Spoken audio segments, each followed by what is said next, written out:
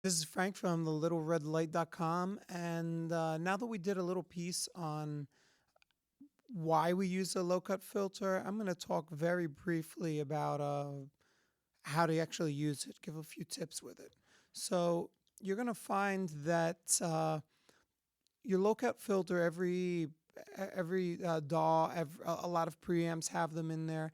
It's pretty much going to be a use to taste sort of deal. If you're using something, if you want to get a very close and intimate vocal, I wouldn't recommend that you start really slapping on the low cut filter too heavily. Now, regardless, anything below like 60 hertz when it comes to vocals is really just going to be low end rumble and sounds that aren't really making the vocals sound any better. You need to basically learn from playing around, trial and error experience, where uh, what qualities of your vocal live in each part of the spectrum.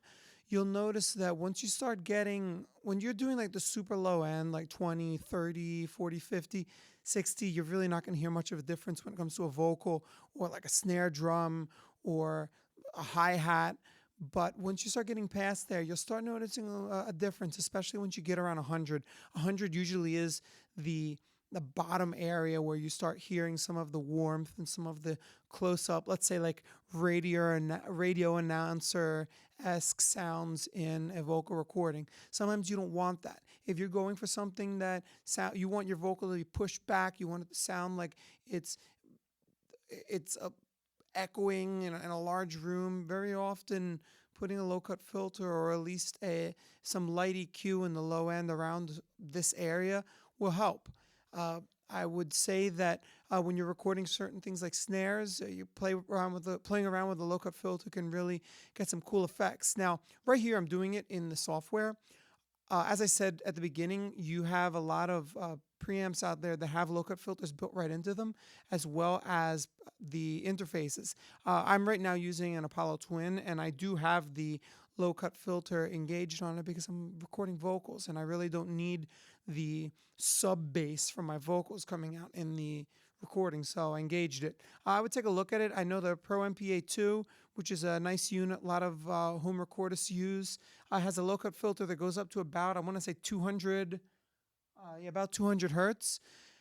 And that's really a useful thing. You know, you can turn that up to taste, get a closer sound to what you want with your instrument before it even goes into the computer in the first place.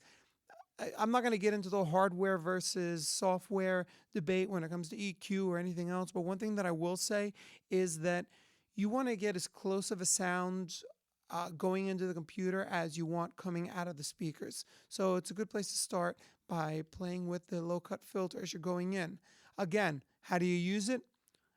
If it's something it's not very if it's an instrument that's not very bass heavy, put it around 30 hertz, 20 hertz, and start playing with it. When you start hearing that it's taking out too much of the low end and it's not really the sound that you're going for, then you just dial it back. It's really easy.